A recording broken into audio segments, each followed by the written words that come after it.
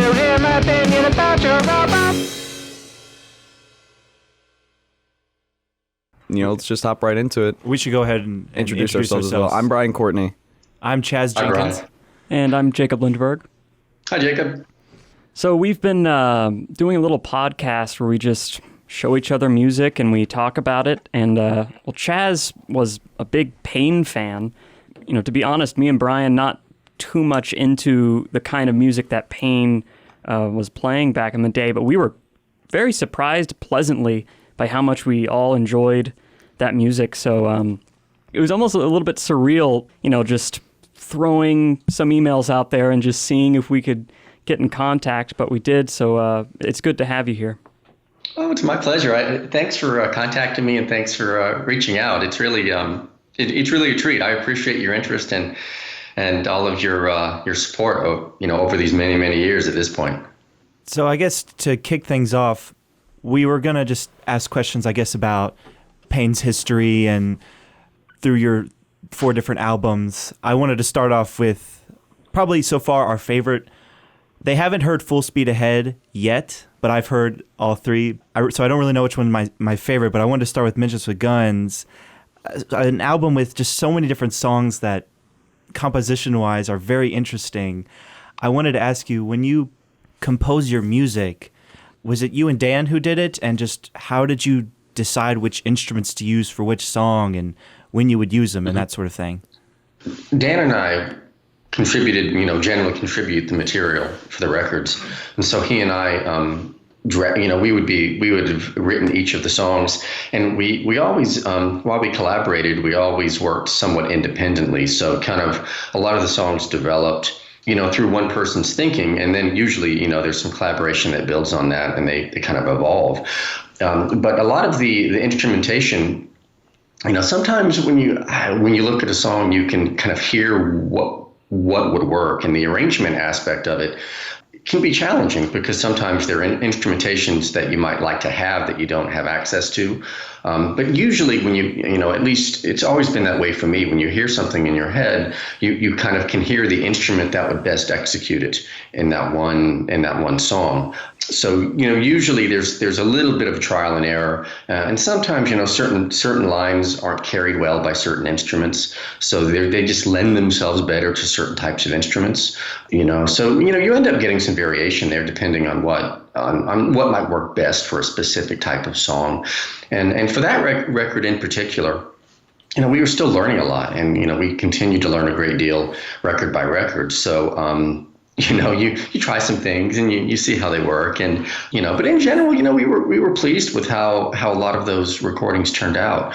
But the instrumentation there, it does just tend to vary depending on what the needs of the song happen to be. Where did you do a lot of your recording at? We recorded everything at a studio in Alabama called Zero Return Studios. They're actually located, the engineer there, his name is Jim Marr. It was his studio, and he recorded a lot of really good bands during that era in the South.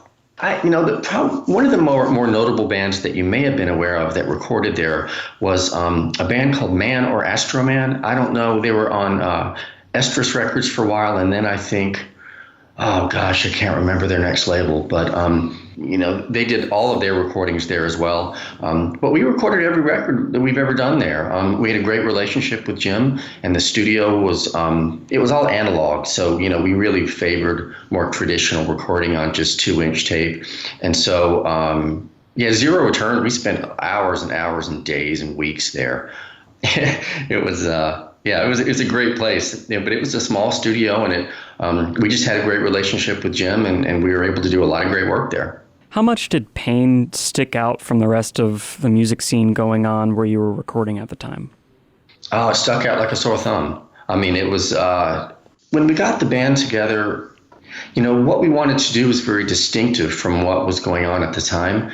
And so in the early 90s, grunge was pretty popular, and that was kind of there were a lot of bands that were small, 3 or 4 piece bands that did certain kinds of songwriting. But, we always, Dan and I were always interested in doing something that was a little different, not just for the sake of it, but it was just kind kind of it fit the kind of things that we wanted to do. So we knew that we really needed a larger band with some varying instrumentation. So when we put it together, it really did stick out. We were living in Tuscaloosa, Alabama at the time, and it's a university town. So, there are a lot of bands and things there. But we ended up being, we did stick out, for better or for worse, because it was just something that was kind of unique. And that was before larger bands and the ska movement in the mid-90s really took off.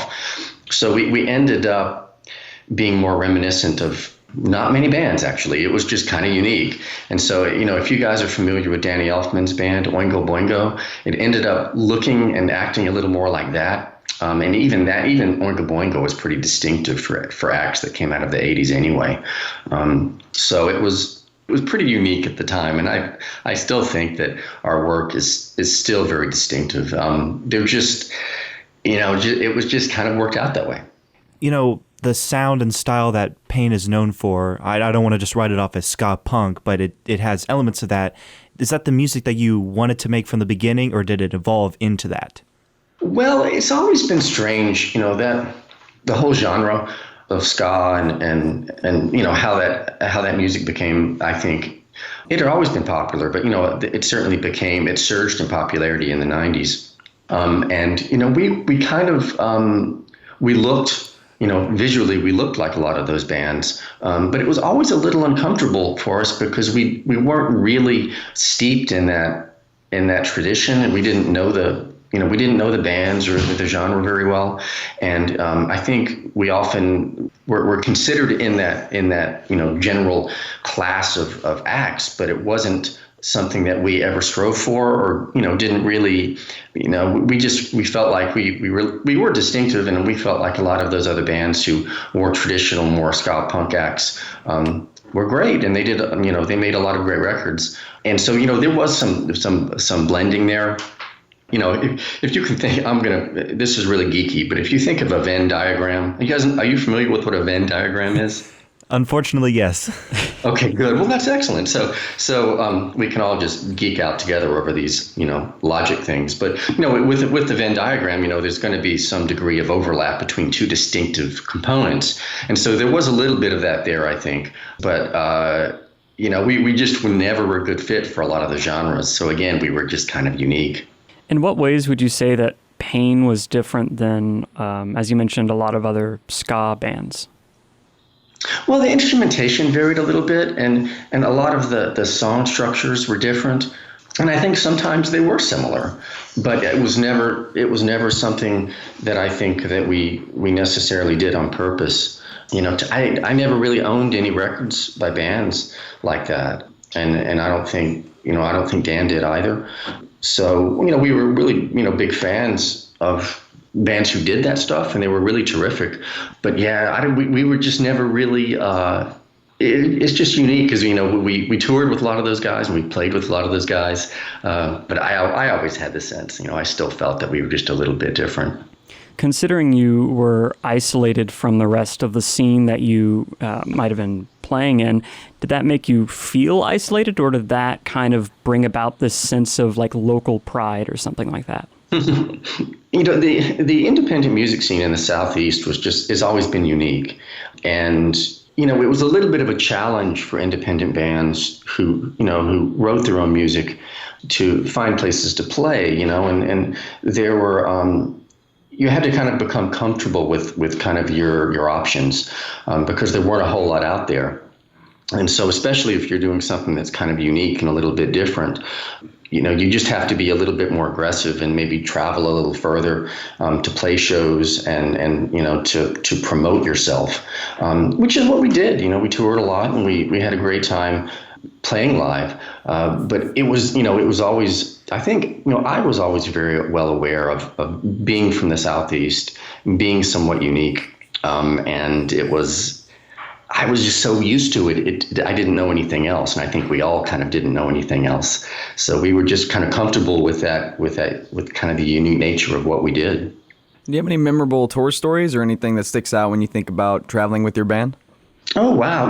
What's most of the time, when I look back at that, what strikes me is how incredibly uneventful a lot of it really was.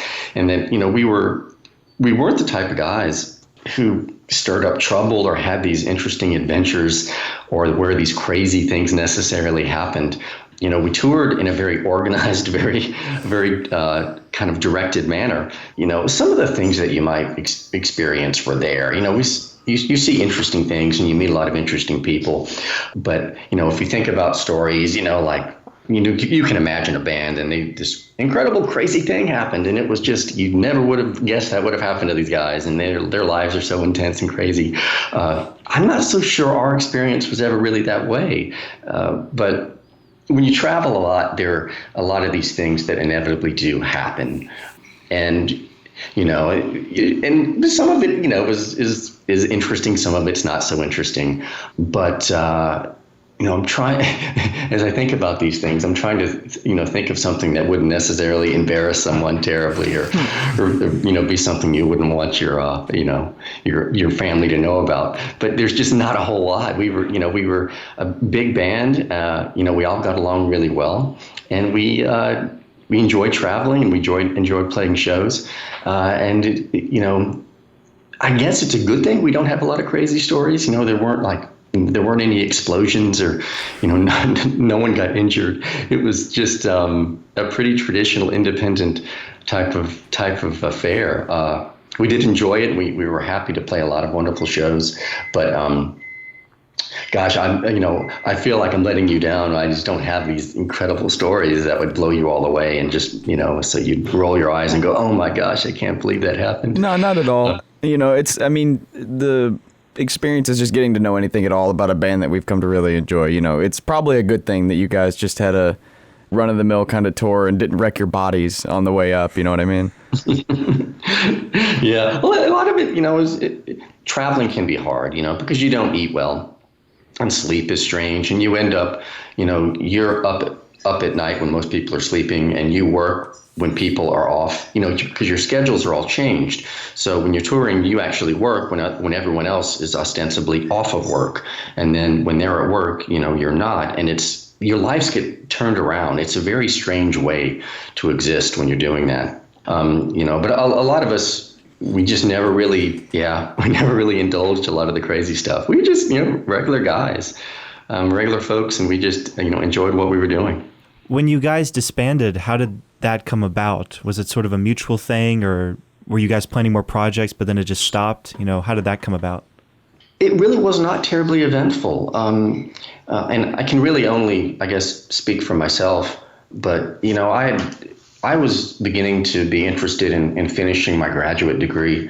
I was in a lot of times during that period, I was trying to finish my doctorate degree in political science. And so I was beginning to think about wanting to finish that off because, I'd begun it. And as the band toured more and recorded more, I became a little more detached from my coursework. And so I was more interested in becoming, making sure I just finished off that effort. It would have really bothered me if I didn't complete the degree. And so for me, it was, my interest started to shift into some of that area. And that's, I felt that, that kind of built over time. And I think, a lot of the other folks in the band, may have been feeling that other things were kind of on their mind too. But for a lot of them, I guess it would just vary by their circumstance. So, for me, actually, I probably has to do more with wanting to finish that graduate degree because, we'd been touring for five or 6 years or so. And I don't want to bore you with a bunch of really dull academic policies, but credits expire at a certain point in time, and they won't apply for your degree if they extend beyond a certain point. And so, I was always well aware of the administrative aspects of the degree. So if I didn't want to start from scratch, I kind of had to finish it off in a reasonable amount of time. So the way we heard about your band is through our friend Chaz is quite strange. We heard a Boomerang single, I believe. The Jabberjaw song, which is personally my favorite Pain song. Just letting you know that. So thank you for saying that. That's nice. What was it like working with Boomerang? How did they get in contact with you all, or did they go through a label, or? Well, it was kind of interesting that we had been touring in Atlanta pretty frequently, and we're developing a little more of we had a little more notoriety in Atlanta, and Cartoon Network's headquarters are right there. They sit off of I-75, 85, and they're right by Georgia Tech. So the whole Cartoon Network, headquarters and production facilities were right there off the interstate. And we were getting a lot of airplay from the Georgia Tech radio station. And also there was a commercial radio station there called 99X. And one of the DJs there, his name was Steve Craig, who's still a disc jockey in the area, but on another station at this point, was really kind to us and was playing us on some of his shows on the weekend. And for one reason or another, I still don't know how this really occurred, but some individuals at the Cartoon Network who were developing, these little shorts, we somehow got on their radar.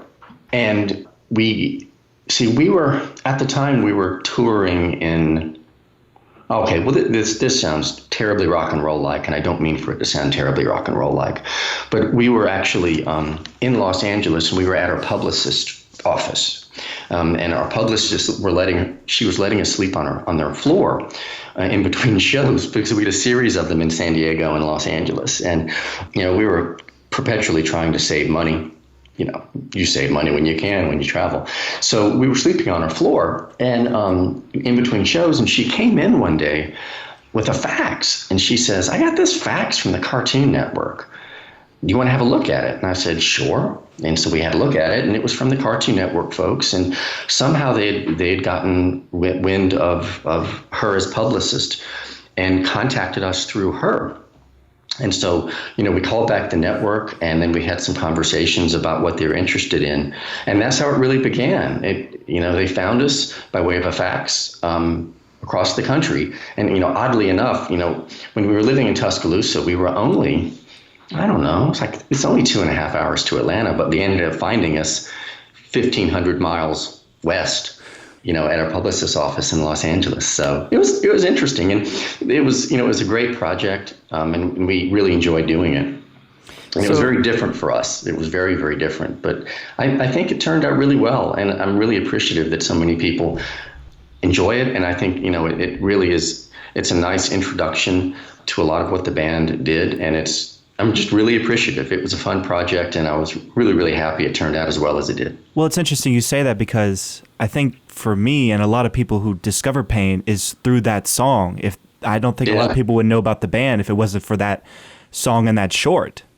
Yeah, and it was such a, we were just very, very appreciative for the opportunity.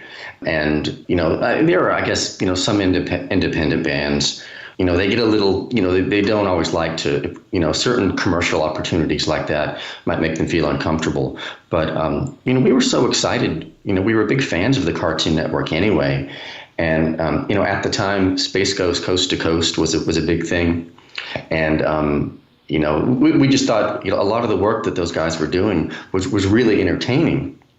When we were such big fans anyway, that, having the opportunity to work with them was really just a treat for us. And, we got to record that at Zero Return, which is, was our studio at the time, our chosen studio. And, we met there, and they were able to come down, and, we worked with them together on it.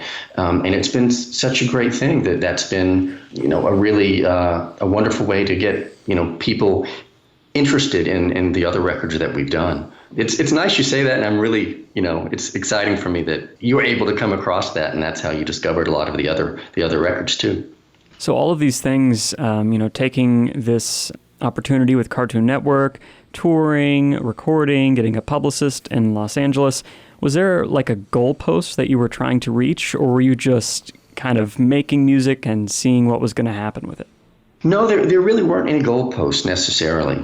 But as a group, you're always aware of, you become very aware of the economics of what you do pretty early on. And so, we were always interested in trying to increase the number of people who are aware of what we did, and we were interested in, the records doing well, and we wanted to promote them. And we wanted, for there to be, growth with the band, and we wanted, to make better records, and we wanted more people to listen to them, and we wanted to, expand the audience and do all of those things. But we never necessarily had these goalposts in mind that said, well, we have to get, we want to sell this many records by this point, or we wanted to do this specific thing by this point in time. And it's interesting because we just wanted to make the best records that we could, and we were excited about the opportunity to do it, and we did it all the time. I mean, that's what all of us did. I mean, that was our full-time job for a long time, and we just tried very hard. And we enjoyed what we did, and we were grateful for the opportunities that we had, but we just weren't that commercially minded. We didn't necessarily say we needed this kind of label or we needed this kind of what have you. We were more just focused on doing what we did well. And we thought, well, if you do the best you can, you make the best record you can, everything else is really kind of extraneous. Those kinds of things reflect success. They reflect the success of you making good music and good records, so that we don't necessarily look at the economics of it or the labels or whatever milestones needed to be there. If they came, they came. But no, we really didn't focus on them necessarily. It was more traditionally focused on just making sure the records were as good as we could make them. And, and that's really what we, if we had milestones, we just wanted to make sure every record was as best as it could be. And that's what we really cared about a lot. I think that's what we really focused the most time and energy on. Swinging it back about the records, I wanted to ask personally about your album covers. I think they're really interesting. I wanted to ask just who came up with those? What was like the thought process behind them? Like Wonderful Beef, it's just a plate of food, and I wonder like who's on the album cover for Midgets with Guns with the dunce cap. So I was wondering about that. I'm smiling actually, but we've always cared a lot about the whole package for the record, and I've always lamented, as albums have gone by the wayside, and they're back, but LPs aren't as popular as they once were, and as CDs have kind of gone by the wayside. I've always been very excited about the packaging that complements and is associated with the record, and so I always thought that an album was the music at its core, but the visual component and the packaging and the sleeve and the artwork was also very important. And so we spent a lot of time developing, not necessarily concepts, but we wanted the artwork to be as compelling as the music, as much as we could do it. We wanted it to be as distinctive and compelling and well done as we could. And, we had a reasonable amount of ability to know, what looked good and what didn't. And we were really fortunate because on the Midgets with Guns cover, that individual is a good friend of ours. His name is Leo, and he's been a friend of ours for years. He played on some of our early recordings. He's a great trombone player. But what's unique about Leo is, apart from being the cover star of that record, is that he has an extraordinary ability to design, and he's a professional designer by trade, and so he was able to help us for all of the records. He was the primary designer for all of those records, to work with us in developing artwork that would really be cohesive and would make sense. So with regard to the Midgets with Guns layout, we worked with him on that. And then as things progressed, the Wonderful Beef record became a little more conceptual, and a lot of the artwork there was made to look like a Chinese menu, and all the, everything, the layout was all consistent with that. And then for Full Speed Ahead, for instance, the booklet got larger, and, we had, video game themes that ran throughout the entire piece.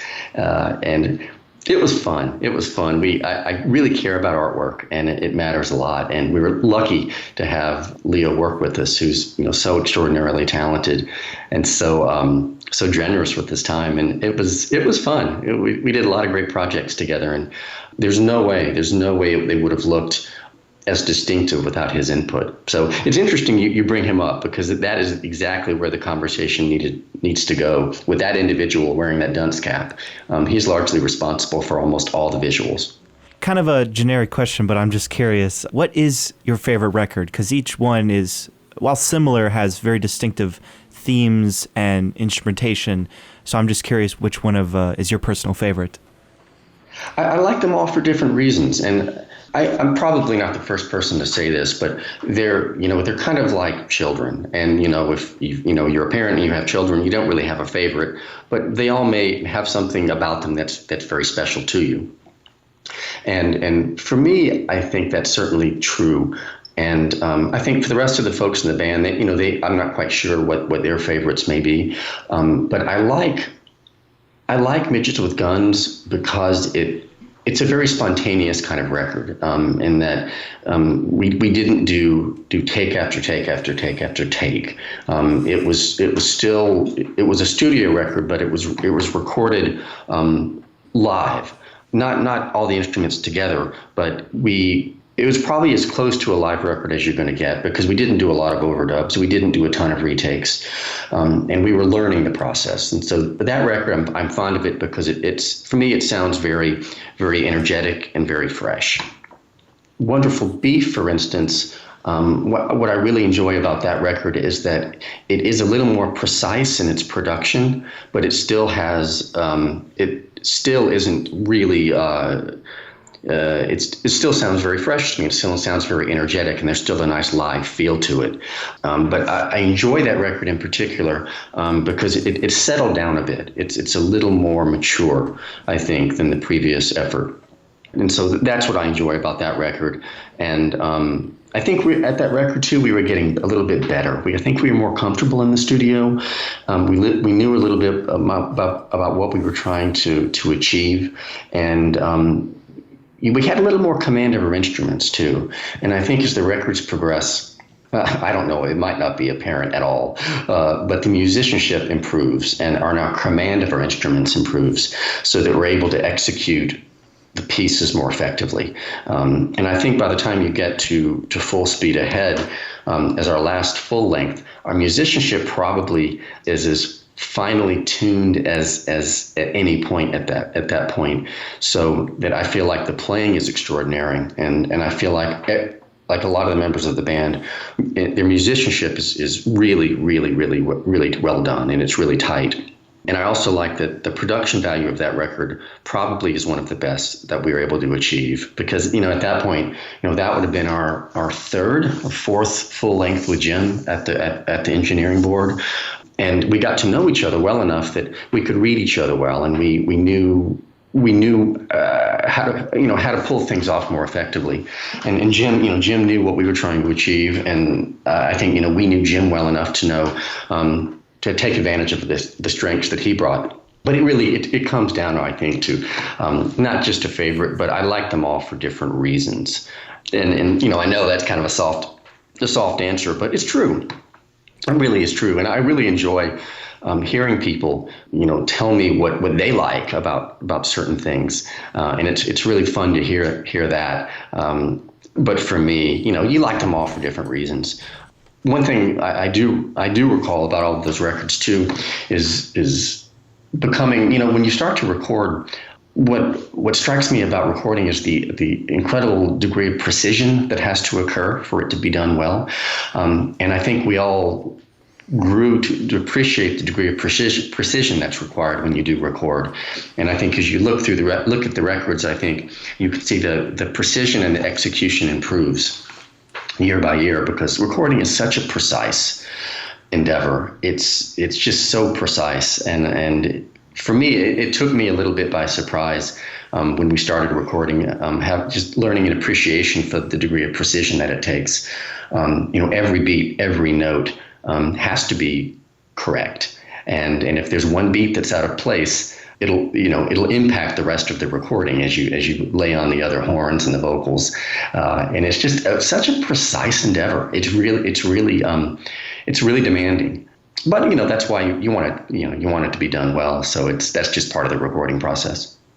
So now your line of work is pretty much very different than playing in a ska punk band. But how does today, like having this back catalog of these records, how do you feel about, having that discography? Like, do you get people saying, "Oh, hey, you were in Pain," or just how does it, like in your day-to-day life, how much do you think about all of these albums, and how does it affect you?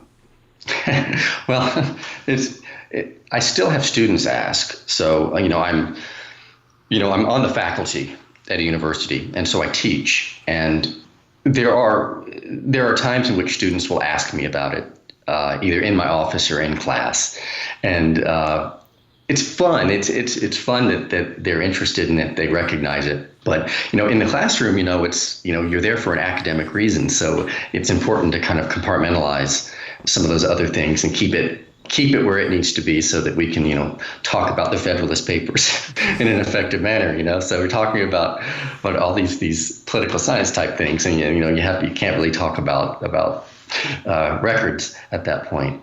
But it's a really distinctive yet parallel type of endeavor, because what I like about the records is it was fun to create them and to build and to promote them.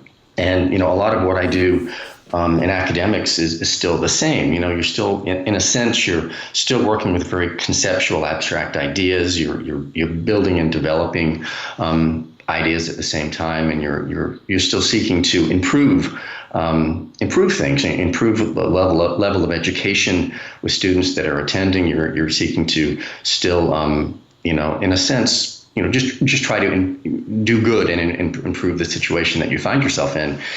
And I'm also I'm the acting dean of the honors college as well, and so there's still a lot of building and fixing that goes on there. So it's a lot of the things that I did musically, those skills are still deployed, just kind of in a different context, in a university setting.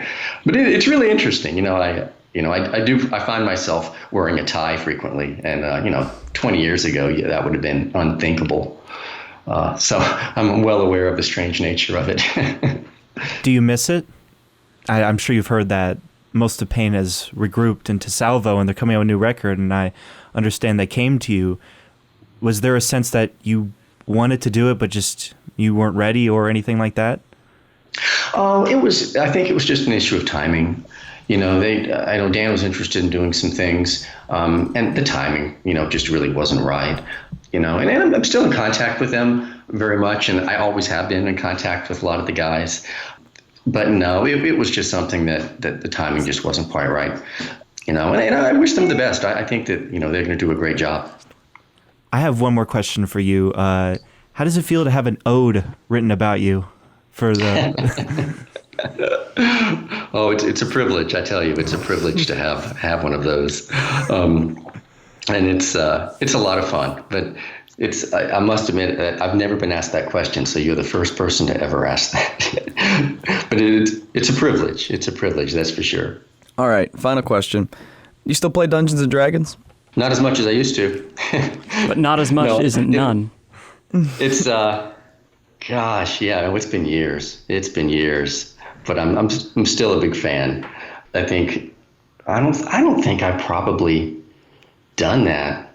It's been since high school. Oh man. Hey, Dan plays with his kids. Call him up and set up a campaign. It's not too late. I know. It's yeah, I've really fallen out of practice. Hey, 5e is really easy to get into. Yeah, grab the newest books, just spend all your money there and reinvest in this hobby you may not even have time for. I think that's a perfect investment on every front. Yeah, we have, I'll have to find some of my old books too. I still have them. I'm sure they're just in a box. But, I've got the, all the manuals and all that. I haven't thought about those in a long time. But yeah, I'll have to take your advice and see if I can't get back into that. Here's hoping you can get back in the saddle. Thank you for your time today. It's really been a pleasure, and I wanted to thank all you guys. Thank you so much. I'm happy to speak with you, and I'm really happy you guys reached out. And thanks for all of your continued interest and your support. I'm really appreciative, and all the guys are always appreciative. So you guys are just awesome, and thank you so much. We've got one more record of yours to go. I'm looking forward to it more than anything. And, if you didn't make the music, we wouldn't have anything to talk to you about. So thank you for the music. And I gotta say, of all the ska punk that's out there and that was popular, it's such a shame that you guys are criminally underrated and very unknown in that sense, because you guys are top tier compared to all those guys. Like, your music is so awesome. Top tier. Thank you. It's it's nice to kind of be, to be respected and to have people enjoy what you do. And yeah, I appreciate you saying that. I really do. It's the most important thing for me is that, the records are still out there and that people still have access to them, and that, those who really into it and really enjoy it still have a chance to really enjoy it. And that really is meaningful. It means a lot. And that really goes back to all you guys for all of your continued interest. It's really super. And you guys are really great. So thank you so much. All right. Thank you very much for spending this time with us.